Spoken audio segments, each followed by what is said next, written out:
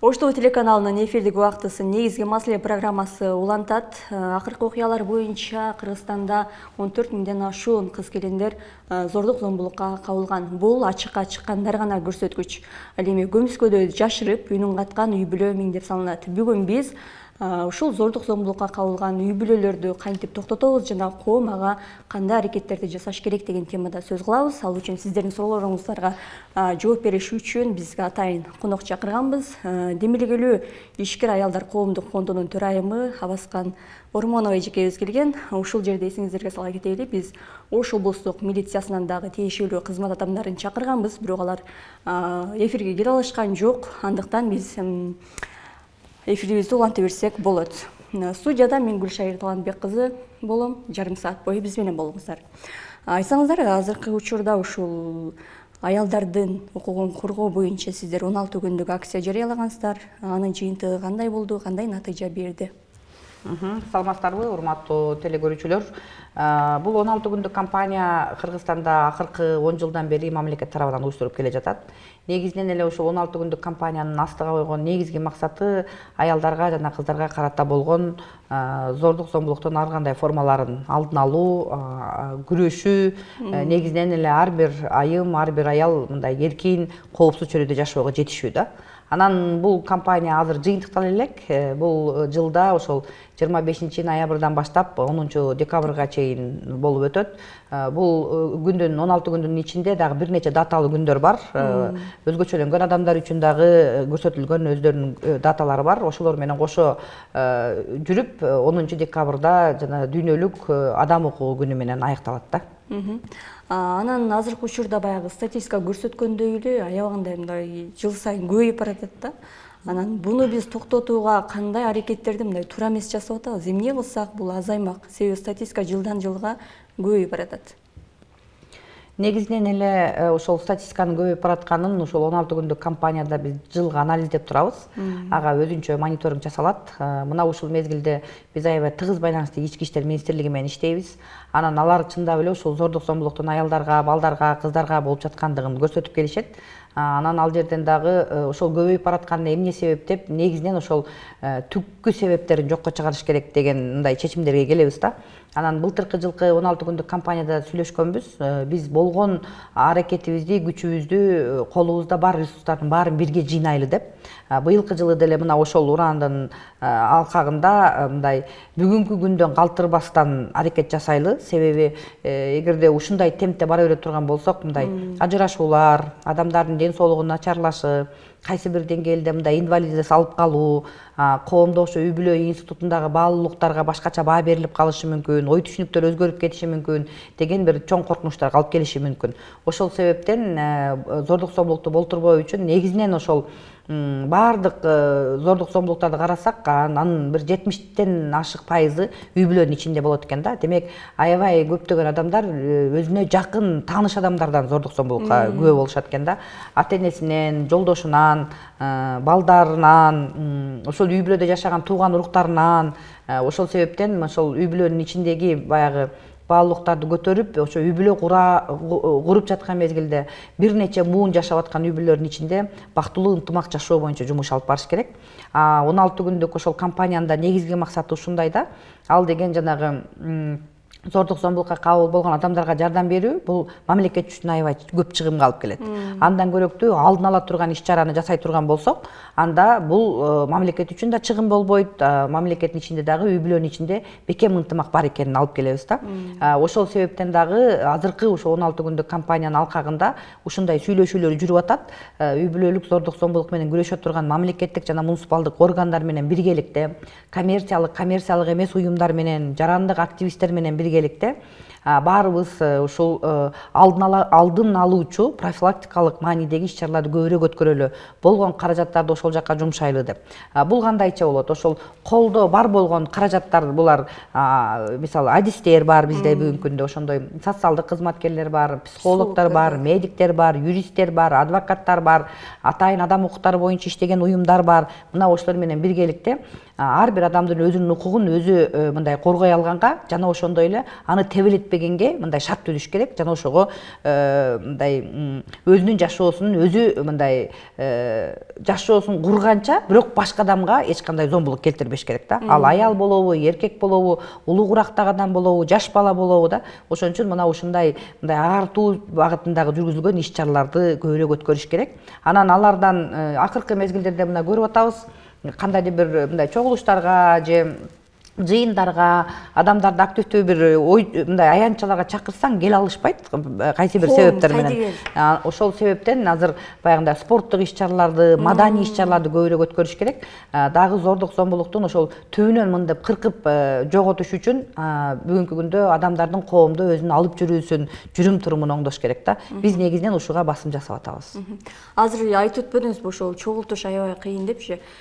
Келгендерге мындай убактысын аябы же адамдар мындай кызыкпайбы, кайдыгерби? Көбүнчө ошондой жыйындарга же бир чогулуштарга катышып аткан мезгилдерде адамдар мындай аягында эмне болуп бүттү, мындан эмне натыйжа чыкты, менин жашоомдо эмне өзгөрдү деген суроого жооп издейт да.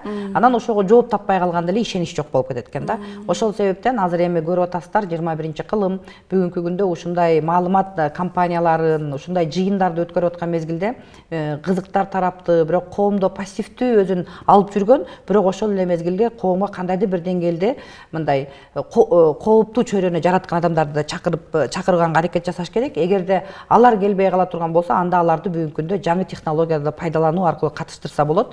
Себеби аябай көптөгөн адамдар бизде бүгүн соц тармакта жашашат. Алар ошол Инстаграмда отурат, Фейсбукта отурат, YouTube каналдарда отурушат. Демек, мына ошол баракчалар аркылуу дагы алардын көз карашын өзгөрткөнгө мүмкүнчүлүк бар. Анан азыр айтып атпайсызбы баягы иш чараларды өткөрөбүз. Негизи эле ушул зордук зомбулукка кабылган аялдар өздөрү билеби ушул зордук зомбулукка кабылып жүргөнүн, же качан гана кол көтөрүү болгондо гана мен ушундай кабылдым деп анан кийин кайрылышабы? Негизинен аябай көп адамдар ошол зордук зомбулукта жашаганын зордук зомбулук деп эсептебей калат. Себеп дегенде эми урса же ажырашууга барып калса гана түшүнүп калышы мүмкүн, бирок кайсы бир деңгээлде аябай жаны ооруп, жаны ачып, анан эч кандай коомдук ролду ойнобой калганда, коло коңшу менен катташпай калганда, тууган уруктун арасында эч кандай авторитети жок болуп калган мезгилде, бардык тараптар үй бүлөдө ушундай кемсинтүү пайда болсо, коло коңшу айылдагы адамдардын баары эле кемсинтип калат экен да ошол адамды. Ошону сезип калган мезгилде, ушундай туңуюкка кирип калган мезгилде гана адистерге кайрылууну баштайт да. Анан биз бардык эле адамдарды ушул укугуң тебелентир деп эмес, негизинен эле адам өзү мындай бактылуу жашаганга аракет жасайт да. Ким бактылуу жашагысы келбейт, чынбы? Окугусу келет, иштегиси келет, каалагандай тамагын жегиси келет, жакшы кийимдерди кийгиси келет, эс алууну каалайт, мүмкүн сыртка саякаттоону каалап калышы мүмкүн да. Ошон үчүн зордук зомбулуктун дагы бир ошол мындай тамырын жок кылыш үчүн адамдарга туура келген, ошонун убакты саатына туура келген жумуш ордундары түзүлүш керек да. Мындай сезимтал, инклюзивдүү жумуш ордулары деп коет. Көбүнчө жаш кыз келиндер толук 8 саат иштей албай калат. Себеп дегенде эртең менен бала бакчага балдарын жиберет, жолдошун жумушка жиберип калышы мүмкүн, жумуштан тозуп алып үйдө жылуу тамакты жасап туруш керек болуп калат. Ошон үчүн ушундай бизнес ачып аткан адамдар, алардын колунда кимдир иштеп аткан болсо, ыңгайлашкан жумуш ордулары түзүлүш керек да бүгүнкү күндө. Азыр мындай коом экиге бөлүнүп калбадыбы, мурдагы муун, анан азыркы муун депчи анан. Ошол зомбулуктун келип чыгышында бир мындай бири-бирине өздөрүнүн ойлорунун таңуулагандыгынын себеби эмеспи? Мисалы, келиндер ушул эле кайнэнелер кайра эле өздөрүнүн оюн таңуулап, өздөрүнүн жашоосун таңуулагандан улам келип чыкпай атабы? Азыр эми коом өзгөрбөдүбү? Негизинен мурун кыз келиндерге кайсы бир деңгээлде иштөөгө чектөө коюлган болсо, бүгүн андай эмес.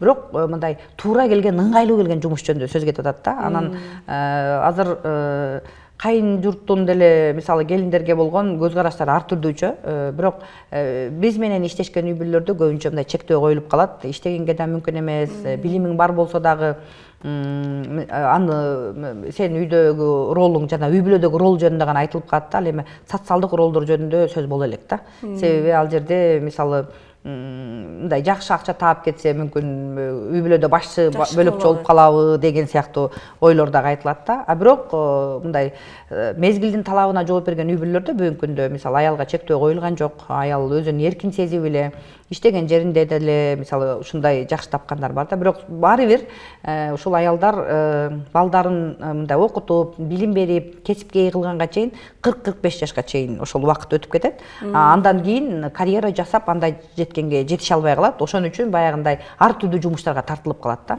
Ошон үчүн дагы бул деле мындай караганда өзүнүн баягындай толук кандуу ушул коомдо реализация жасай албай калган, өзүнүн мындай максат тилектерин, кыялдарын иш жүзүнө ашырылбай калганда аял киши өзүнүн коомдо ордун таппай калат экен да. Ошол мезгилде кайра коомдо активдүү, жигердүү жаран болбостон коомдогу кандайдыр бир көйгөйлөрдү жараткан топко кошулуп калат да. Ошон үчүн ушул дагы зомбулуктун бир түрү болуп эсептелет да. Анан ошол эң чегине жеткен учурда же болбосо ден соолугуна бир оор залал келген учурда анан кийин милиция кызматкерлерине кайрылып атпайбы? Анан акыркы окуяларга карасак, мурда деле бир нече жолу кайрылып калган болот, бирок арыздарына мындай кайдыгер мамиле күткөн болот да. Анан ошол эле аялдардын бул кайра эле орган тараптан бир зомбулукка кабылып калган эмеспи? Аларда мисалы сурак учурунда кемсинтүүгө кабылгандары бар. Ошондой окуялар дагы бул статистиканын көбөйүп жаткандыгына себеп болбой атабы? Негизинен азыркы мыйзам аябай ушул жагынан мындай адамдарга багытталган деп айтсак болот. Себеби арыз жазгандан кийин арыздын үстүнө жанагы мындай встречный заявление жазылбайт да бүгүнкү күндө. Укук коргоо органы ошол боюнча ишти козгоп алып бара берет да. Бизге бүгүнкү күндө мындай кайрылган көбүнчө ошол аялдардын, жарандардын деп коеюн, ошол өзүнүн укугун коргоо боюнча ошол юрист керек болуп калат, адвокат керек болуп калып кайрылган мезгилде биз аларды кайра багыттайбыз биздин уюмдан ошол иштеп аткан юристтерге, тиги адвокаттарга. Анан алар тарабынан ошол укук коргоо органдарына нараазычылык түшкөн мезгилде бул деген негизинен жанагы балага жана мүлккө болгон укуктар боюнча же алиментке болгон укуктар боюнча гана айтылат да. Бирок ал жерде укук коргоо органы тарабынан кемсинтүү тууралуу бизде азырынча андай эме жок. Ушул жылдын тегерегин айтайын. Бирок негизинен ошол жанагы узак убакытка жылдырылып, алимент көпкө чейин төлөлбөй калып, мүлккө болгон укук туура эмес бөлүштүрүлүп калып, аялдын укугу каралбай калган окуялар бар. Анан бир нече жолу ошол арыз жазгандан кийин, анан да коомго жарыялангандан кийин, резонанс болгондон кийин анан иш алдыга жылган учурлар дагы бар да. Негизи ошентип ачыкташ керек беле? Негизинен ошол үй бүлөлүк зордук зомбулуктун курмандыгы деген аныктаманы укук коргоо органы тарабынан гана берилет. Ошон үчүн бизге кайрылган убактарда биз алар тууралуу эч кандай сыртка чыгара албайбыз маалыматты.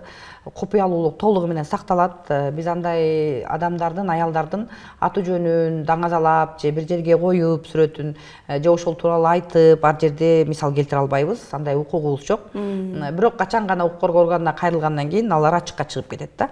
Ошон үчүн алар ачыкка чыкпаганга бардык аракет кылат. Себеби бизде эл эмне дейт деген түшүнүк жашайт.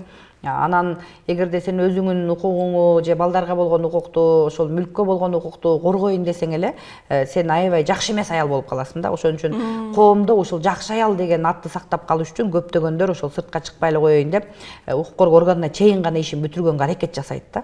Бирок чыгып ал жака арыз менен кайрылган мезгилде бул уже жеткен чегине жеп алганда өзүнүн укугун коргош үчүн укук коргоо органдарына кайрылышат да. Ошон үчүн ал жерде бул уже мындай биздин түшүнүк менен караганда аябай жогорку деңгээлге жетип калган, басмырлоого туура келип калган мезгилде барат да. Ошол эле учурда баягы укук коргоо органдары тарабынан иш алып барылат, бирок сотко өтөт, соттон бир жеңил жаза чыгарылып кетет да. Ошол учурда дагы бул мындай көбөйгөнүнө себеп анткени жеңил жаза себеп болуп калып атат. Анан сотко сиздердин ишиңиздерде ошо сотко чейин жеткен окуялар барбы? Бар, сотко жеткен. Бизден юрист адвокаттар көп эле жеткиришет, сотко чейин жеткен окуялар көп.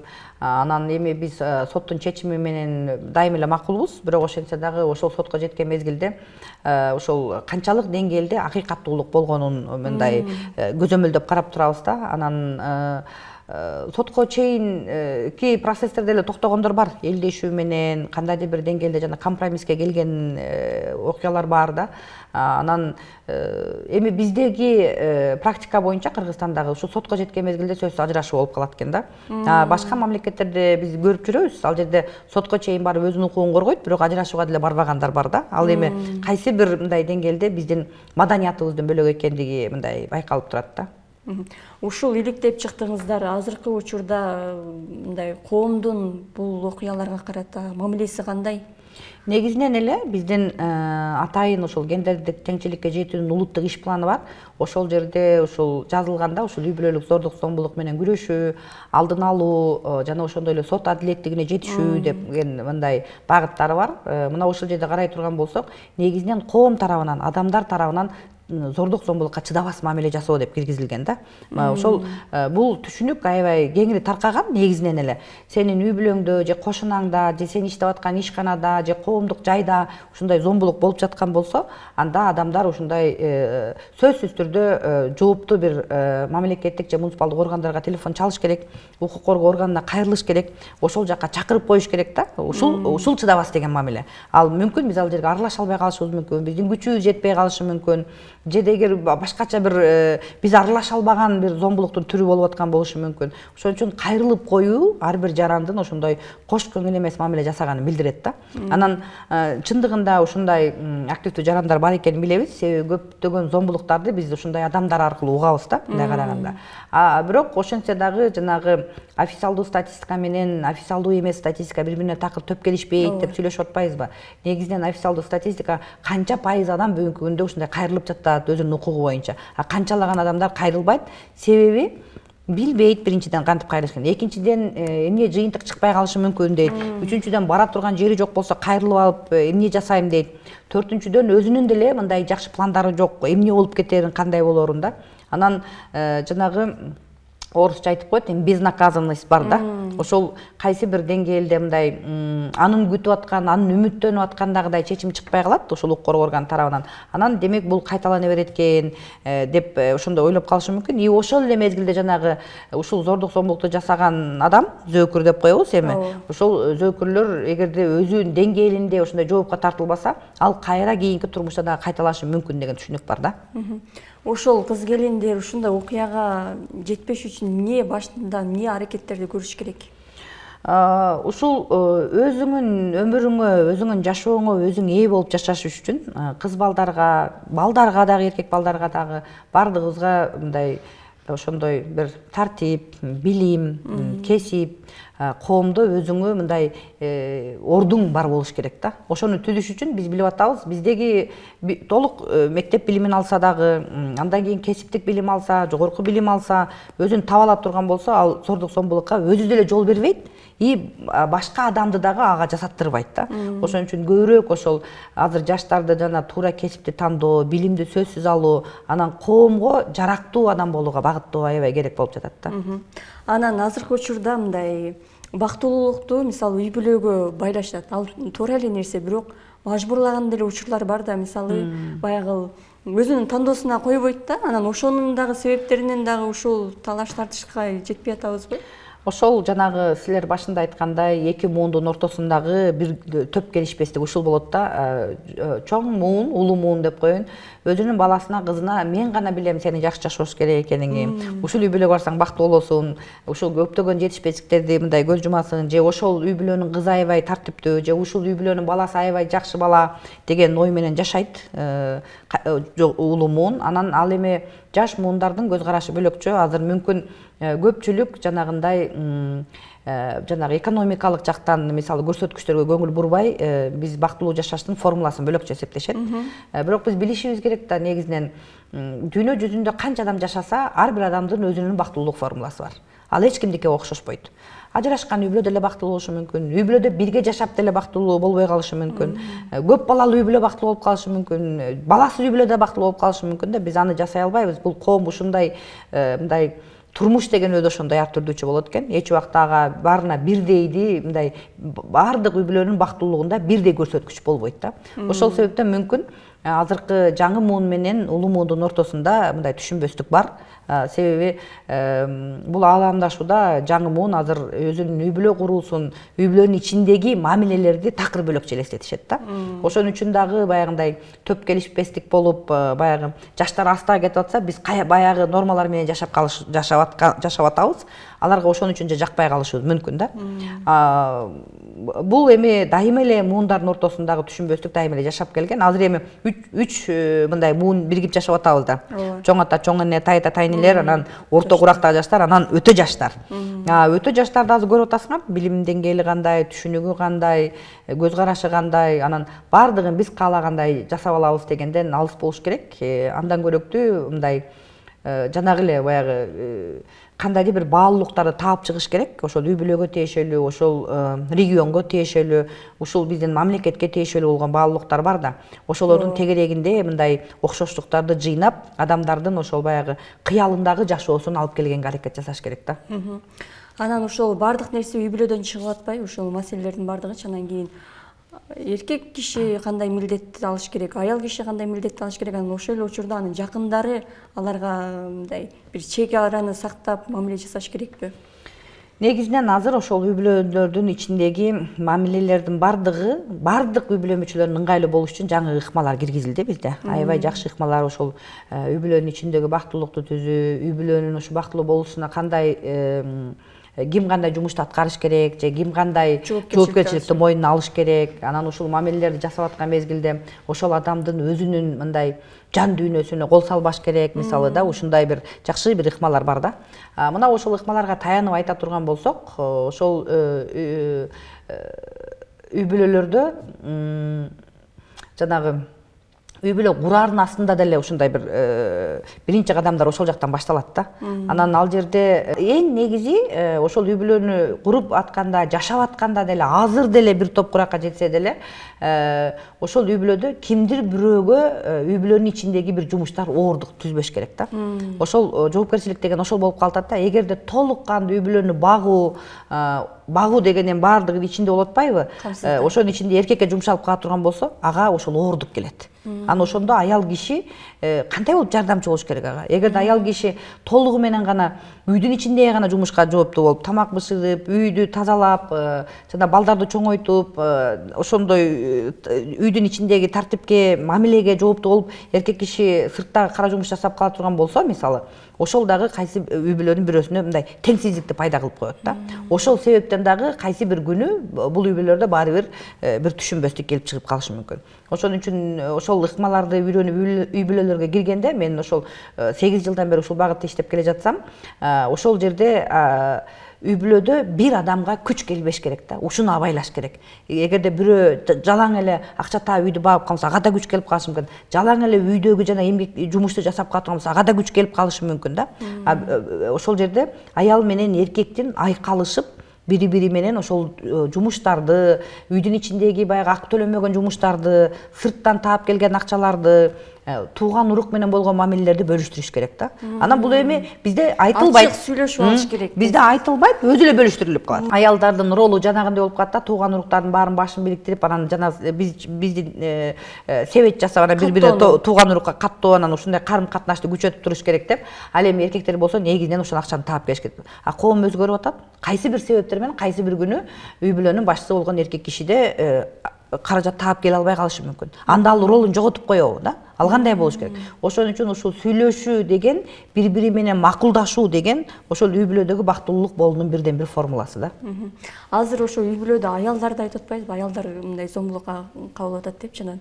Ошол эле учурда ошо аялдардын тарабынан эркектер дагы ушунун азыркы сиз айткандай эле жумушсуз болуп калган учурда дагы мындай кодулоого кабылып, же болбосо жектөөгө кабылып калган учурлар анан ушул нерсеге да алып келбей атабы? Эми бүгүнкү күндө бар, андай мындай статистика жок деп айта албайбыз. Мен кече күнү эле ошол ички иштер органдарынан карасак, ошол 80%дан ашуусу гана аялдарга болсо, калган пайызы ошол эркектерге болот дейт. Бирок ошол эркектерге болгон зордук зомбулукту карай турган болсок, статистиканы негизинен эркек балдарга болот. Бул 18 жашка чейинки. Андан кийин уже күчүнө толуп калганда же мындай болгондо ал жакта аялдар тарабынан өтө аз болот.